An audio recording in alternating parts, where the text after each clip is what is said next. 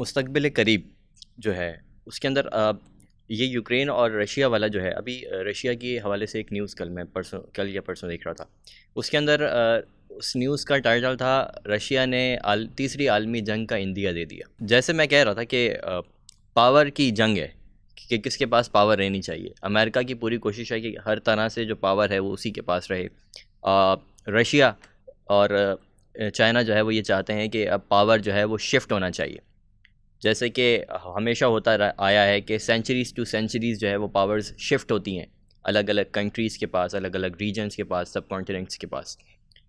تو آیا آپ یہ دیکھ رہے ہیں کہ اگلے کچھ سالوں میں یا اگلی کچھ دہائیوں میں ایک طرف ایک اور بہت اہم چیز جو ہے وہ بھی ہو رہی ہے کہ 2023 میں ٹرکی جو ایک ایمرجنگ پاور ہے، وہ بھی اس کا ایک معاہدہ تھا وہ بھی ختم ہو رہا ہے.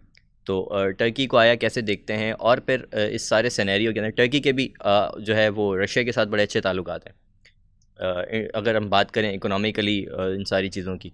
تو ان ساری چیزوں کا آپ کیسے دیکھ رہے ہیں؟ آیا آگے جو ہے یہ پاور کا شفٹ آ رہا ہے؟ اور یہ آ رہا ہے تو یہ اگلی سپر پاور جو ہے وہ صرف ایک کنٹری ہوگی یا پھر بہت ساری کنٹریز کا الائز ہوگا؟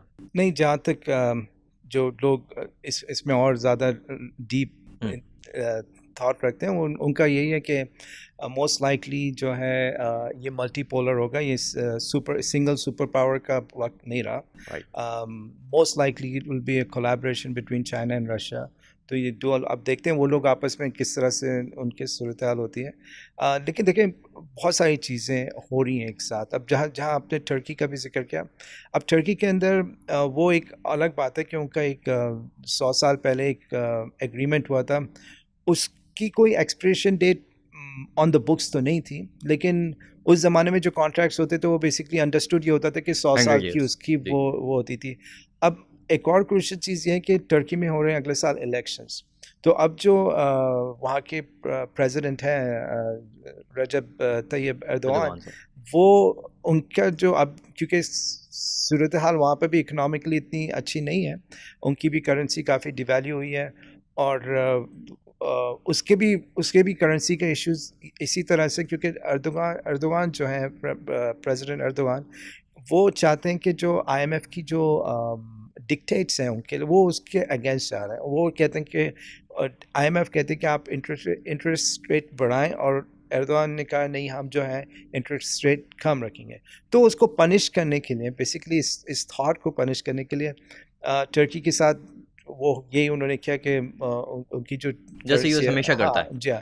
تو اب اس کی وجہ سے جو اکنامک سچویشن ٹرکی کے اندر کریٹ ہوئی ہے، اس کی وجہ سے ایردوان کے جو سپورٹرز بھی تھے نا، اب وہ بھی جو ہے نا اس کی لیڈرشپ کو کویشچن کر رہے ہیں، کیونکہ آلموسٹ ہر گھر جو ہے نا ٹرکی کے اندر سفر کر رہا ہے. وہاں پر انفلیشن ٹھیک ٹھاک بڑھی ہوئی ہے، ان کی کرنسی اچھی خاصی ڈیویلیو ہوئی ہے. یعنی لوگوں کا سروائیول، یعنی بیسک سروائیول بھی جو ہے نا کافی مسئلے ہو رہے ہیں وہاں پہ بھی.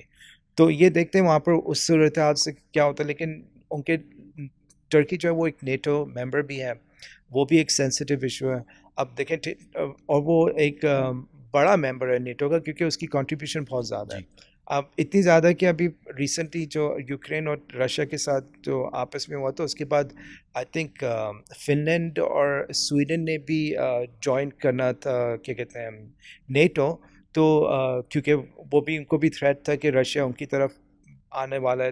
تو ٹرکی نے بیسکلی اس کو روکنے کی کوشش کی تھی، اور اپنے مقصد پورے کرنے کے بعد ہی ان کو اجازت دی کہ وہ نیٹو میں آئے. تو ٹرکی کی نیٹو کے اندر بھی بہت سے ہے. اور جہاں تک ان لوگوں کی آپس میں رشیا کے ساتھ تعلقات ہیں، وہ بھی ایک اپنی جگہ پہ خاص طور پہ ابھی جب سے یہ ایشو ہوا ہے، کیونکہ ٹرکی کا جو راستہ ہے وہ باسفورس کی جو اسٹریٹ ہے، وہ رشیا سے کافی شپس یہاں پر آتے ہیں نا، تو کراس کرتے ہیں. تو اس سلسلے میں ایک بہت سینسٹیو ہے یہ ایریا، خاص طور پہ جو ٹرکی کے پاس ہے. وہ اوپنلی کسی ایک سائڈ کو وہ نہیں کر سکتا. It has to go like جو بالکل، تاکہ وہ بیلنس میں رہے، ورنہ پھر ایونچولی ان کو اس پہ تھریٹ ہو جائے گا کہ جو بھی پاور ہوگی وہ چاہے گی کہ ہمیں یہ چیز کنٹرول کرنی ہے. ابھی تک تو آلموسٹ اتنے 100 سال اس بات کو ہو گئے جو ان کا ایگریمنٹ ہوا تھا، یہاں پہ کوئی اس طرح کا ایشو نہیں آیا. بٹ یہ ایک بہت کرٹیکل میٹر ہے، کیونکہ رشیا کو یہ اسٹریٹ یوز کرنی پڑتی ہے میڈیٹرینین کے اندر آنے کے لیے یا واپس جانے کے لیے. اور جو ویسٹرن پاورز ہیں ان کی مین کوشش یہ ہوتی ہے کہ کسی طرح سے اس کا یہ ایکسیس ریسٹرکٹیڈ رہے. تو یہ ظاہر ہے رشیا کے اوپر پریشر والی بات ہے. تو اب will see how Turkey response to that. کوئی ایسی سچویشن کریٹ ہونی چاہیے کہ اس کو بہت ہی مشکل فیصلہ کرنا پڑے. وہ کیا فیصلہ کرتے ہیں آئی ڈونٹ نو, لیکن اس کے کانسیکوینسز ہو سکتے ہیں. تو یہ بھی ایک بہت اہم بات ہے کہ اگلے سال الیکشن بھی ہے ٹرکی کے اندر. تو امریکہ جیسے ہمیشہ انٹروینشن کرتا رہا ہے, انٹروین کرتا رہا ہے, آیا کہ ابھی ریسنٹ جو حال ایران کے اندر چل رہا ہے due to the relations with Russia, جو وہاں پر خانہ جنگی کی صورتحال جو ہے وہ ہو گئی ہے, پروٹیسٹ پورے کنٹری کے اندر چل رہا ہے, اور اوورسیز بھی جتنے ہیں ایران کے وہ بھی بات کر رہے ہیں, اپنی گورنمنٹ پہ کرٹک کر رہے ہیں. تو وٹ ڈو یو تھنک کہ یو ایس یہ چاہے گا کہ جو ایردوغان صاحب کی جو حکومت ہے ٹرکی کے اندر وہ کسی طریقے سے جو ہے وہ ختم ہو, جس کے نتیجے کے اندر ان کی مرضی کا کوئی بندہ وہاں پر اپوائنٹ ہو, اور پھر جو معاملات ہیں وہ اس طرح کے سیٹل ڈاؤن ہو؟ بالکل بالکل ایسے ہی لگ رہا ہے. وہاں پر اپوزیشن جو ہے وہ یو ایس کے ساتھ کافی کلوز ہے. اور یو ایس کی تو اس پورے ایریا میں کافی انٹرفیئرنس رہی ہے آلموسٹ ہر جگہ پہ. یہ لوگ ہر جگہ انٹرفیئر کرتے ہیں, اور بیسکلی ان کا انٹرفیئرنس کا مقصد یہی ہوتا ہے کہ جو ان کا جو جس طرح سے یہ چاہتے ہیں سسٹم اسی طرح سے کنٹرول پاور. اور بیسکلی ان کا یہ بھی ایک ہوتا ہے کہ آئیڈیالوجی جو ہے نا وہ اس طرف نہ جائے کہ کبھی کسی طرح سے بھی ان کے سسٹم کو تھریٹ ہو. تو جب بھی کوئی وہ ایسی چیز دیکھتے ہیں کہ کسی بھی لیڈر میں کہ کوئی لیڈر ان کی جو پالیسی ہے اس کو چیلنج کرنے کی پوزیشن میں آیا ہے تو اس کو فوراً ہٹا دیتے ہیں. اور وہ انہوں نے اکنامک ہٹ مینس بھی بھیجے ہیں اور بھی کافی طریقے سے سابراج کیا. اب جیسے ایران کے اندر جو سچویشن ہے, سملر سچویشن تقریباً آج سے آپ کہہ لیں 1950s میں ہوئی تھی, تقریباً 72 ایئرس پہلے, جب ایران کے اندر جو پارلیمنٹ ہے انہوں نے ایک ایسے پرائم منسٹر کو آفس میں لے کے آئے جس نے تھریٹ کیا تھا. اس وقت برٹش پیٹرولیم کے پاس کانٹریکٹ تھا آئل کا یہاں پہ ایران کے اندر.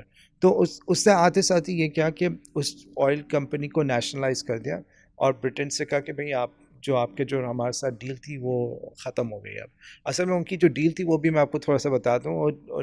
ارلی 1900s میں انہوں نے وہاں پر جب آئل ڈسکور کیا ایک بندے نے, تو اس نے ان کے ساتھ ڈیل یہ کی تھی ایرانینز کے ساتھ کہ جتنا بھی پروفٹ آئے گا اس کا صرف 16%, پروفٹ کا 16% میں آپ کو دوں گا, اور پھر بھی آپ کے اوپر آپ میری اکاؤنٹنگ کو چیلنج نہیں کر سکتے نہ میں آپ کو بتاؤں گا کہ میں کس طرح سے اکاؤنٹنگ کر رہا.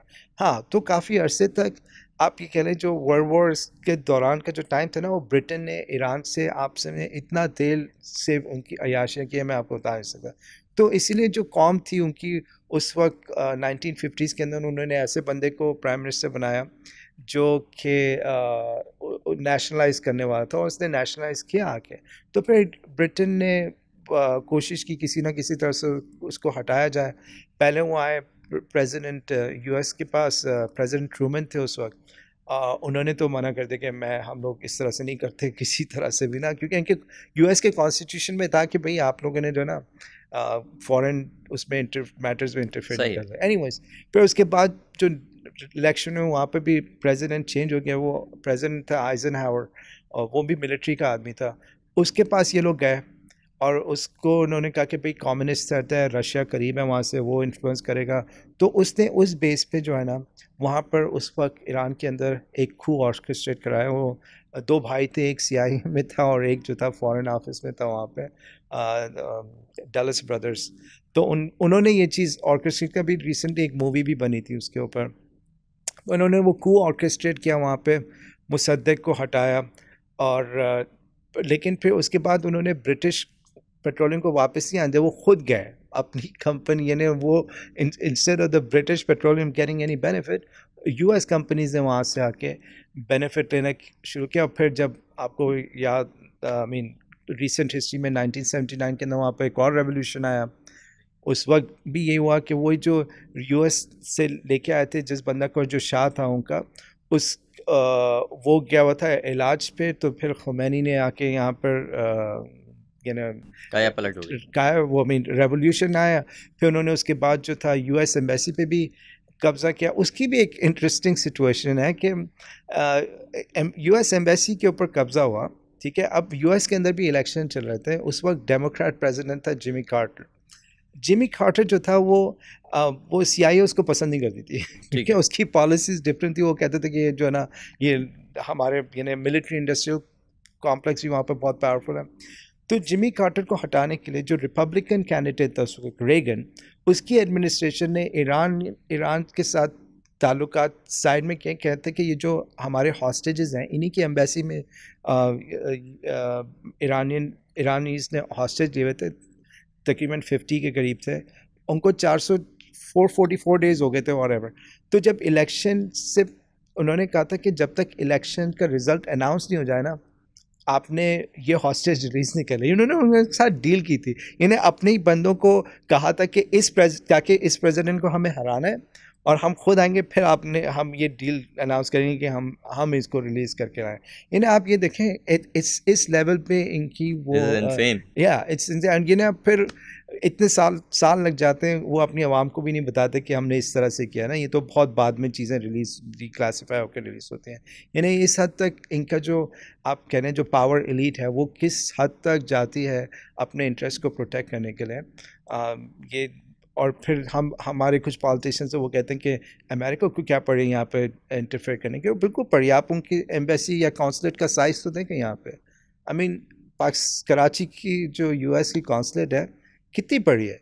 इन्हें आप पूरे पाकिस्तान की जितने भी ममालिक में कॉन्सुलेट और एम्बेसीज है उनको सबको जमा भी कर देना, इतनी बड़ी। बिल्कुल ऐसे ही है, ऐसे ही।